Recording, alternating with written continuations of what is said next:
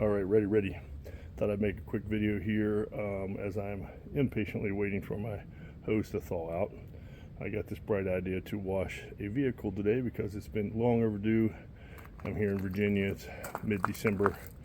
Got up, it was about 32. It's probably about 35 now. But anyway, had this idea from yesterday. I was servicing one of my Toyotas. I have a 2011 4runner, and I was doing my routine maintenance, and thought I'd go over some issues. If you happen to find this video, that's going to help you out a lot. I've had it since I owned it. I have quite a few Toyotas. As I pan around here, there is the 4runner I'm talking about. This is my 2022 Tacoma. There's a 2010 Tacoma. I have a Subaru, a couple of those, but I also have a 2003 Camry that my daughter is driving in college, and it is still running like a champ. But this video today is on rust and things on these 4runners and Tacomas that typically rust and how you can deal with it. Like I said, this 2011, I'll pan it around as I'm talking here. As I said, I'm in the middle of washing it. Just got another bucket of super hot water, but it still looks, in my opinion, brand new. It is in perfect working order. I maintained it all myself. I do all my own services and most of my repairs, if I can do it without putting it on a lift. Again, 2011, the only major, if you want to call it repair, I've had to do this, is I had to put a new steering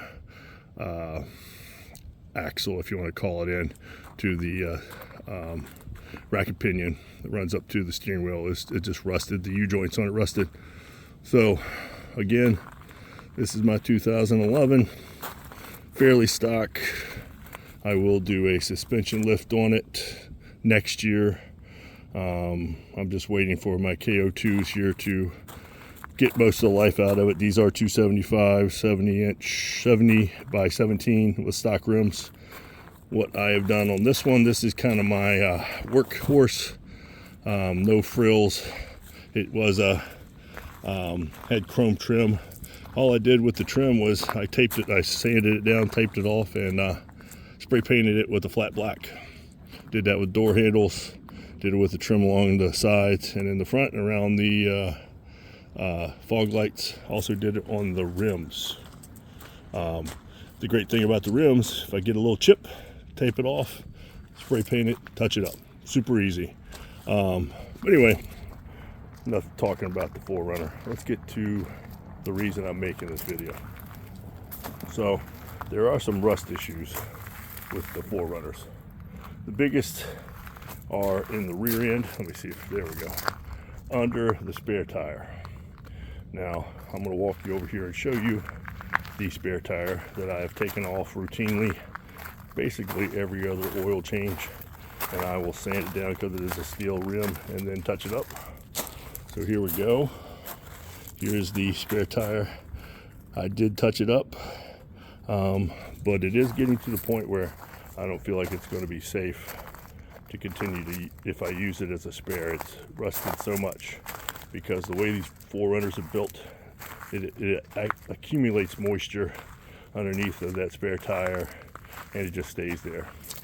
So what I like to do every couple oil changes, or if it's in after a rough season, it's been salt on the road, is I'll take the tire off, I'll get underneath of it, and I will scrape any surface rust off. And typically, let me turn around here again, I will use just a flat black enamel on very light areas.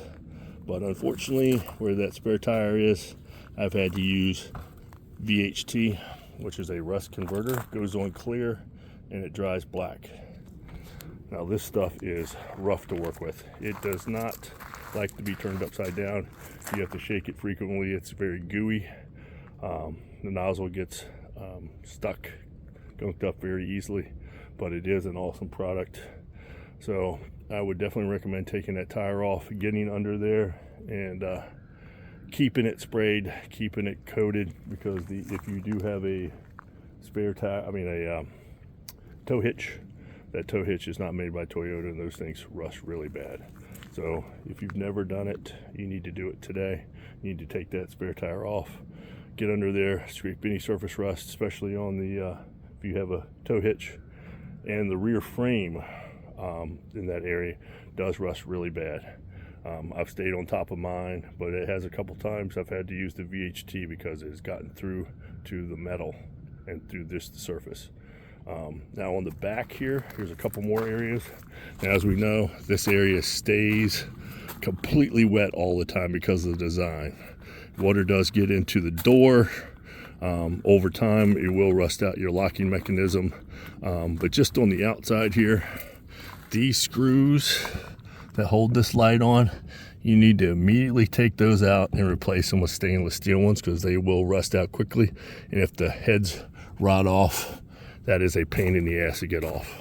The other thing are your license plate bolts, and then under here, these lights for your tag. You do need to take those out and replace those with stainless steel like yesterday. You need to do that right away, or else you'll have a bulb that burns out like I did, and you'll go to take the screws out and they basically have disintegrated, and you gotta drill them out. So do those. Everything on the back, stainless steel. And then the last thing is, if you're not an off-roader, I would recommend you taking the skid plate off underneath of the motor and just leaving it off. That accumulates water and it stays under there and will rust all of the frame components. It'll start rusting up any kind of metal mount, like for your radiator, everything under there. It just holds water. Now, if you do off-road, I would recommend taking it off every time you do an oil change, getting under there, cleaning up any surface rust, spray painting it, and then putting it back on. But that anything like a skid plate's going to hold water underneath, up against the metal parts. So again, if you're watching this, just a couple little things to help maintain your 4runner or Tacoma, same thing. Keep it from rusting. I jacked it up, got underneath of it yesterday, and scraped any surface rust off of it, any metal part underneath of it, and I touched it up if it was just light with spray paint, and anything that was through to the metal where it flaked off, I used the VHT. I think that's what it's called. VHT. Yes, VHT rust converter. So again, if you're watching, I appreciate it, and that's about it for this time. Talk to you later. Bye.